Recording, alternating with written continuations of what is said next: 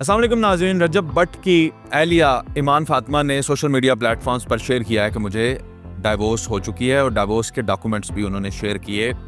कुछ बातें हैं बड़ी अहम जो मैंने आपके साथ शेयर करनी है। एक ये कि क्या ये तलाक के जो डॉक्यूमेंट्स हैं, क्योंकि कुछ मकतब फ़िक्र में ये एक दफ़ा तलाक आपको हो जाए तो तलाक हो जाती है, इनको हुई है या नहीं, इस पे बात करनी है। नंबर 2, आपने डाइवोर्स के डॉक्यूमेंट्स के ऊपर बच्चे का हाथ भी देखा है और उनका ये सवाल भी है मेरा और मेरे बेटे का कसूर क्या है। तो इन चीज़ों पर बात करते हैं। सबसे पहले जिस मकतब फ़िक्र से रजब बट का ताल्लुक है, एक दफ़ा तलाक देने से तलाक रजी वाक़या हो जाती है। अच्छा, इसके अकॉर्डिंग 3 माह का इनके पास टाइम है। 3 माह की आप कह लें उसकी इद्दत है।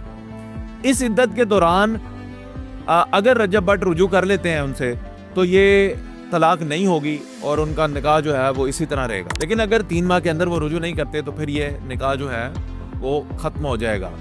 ये है इनका क्राइटेरिया जिस मकतब फ़िक्र से रजब बट ताल्लुक़ रखते हैं। अब क्योंकि एक अभी उन्होंने ज़ाहिर है ये भेजे हैं डॉक्यूमेंट्स, उसमें एक तलाक वाक़या हुई है, तो अभी इसको ये कहना कि ईमान फातिमा को तलाक हो गई है, ये टेक्निकली जायज़ नहीं होगा। दूसरी बात कि आप ये देखिएगा कि अब उनका भी हाथ है और डाइवोर्स के पेपर के ऊपर बच्चे का भी हाथ है। तो मैं ये समझता हूँ कि जब रिश्ते टूटते हैं ना, पाकिस्तान जैसे माशरे के अंदर ये बहुत बुरी तरह टूटते हैं। फिर एक दूसरे के पोल खोलना और फिर फैमिली कार्ड और ये सब चीज़ें ग्रेसफुली एक्सेप्ट करें। अगर एक दूसरे को ग्रेसफुली एक्सेप्ट किया था, तलाक को भी ग्रेसफुली एक्सेप्ट करें। ठीक है जी, छोड़ना है छोड़ें, उस पर क्यों तबसरे करने हैं, उस पर क्यों बातें करनी है और फिर मासूम बच्चे को इन्वॉल्व उसमें क्यों करना है, ये मुझे समझ नहीं आती। उनके बहुत सारे स्टेटस हैं जिसमें बच्चे को गोद में लेकर बैठी हैं, जा नमाज पर बैठी हैं, ऊपर से कोई तस्वीरें खींच रहे हैं। तो मैं ये समझता हूँ कि अब ये भी एक कंटेंट बन गया। यानी पहले तो उनको कहा जाता था रजब बट साहब को कि वो मतलब है कि फैमिली कंटेंट करते हैं, अब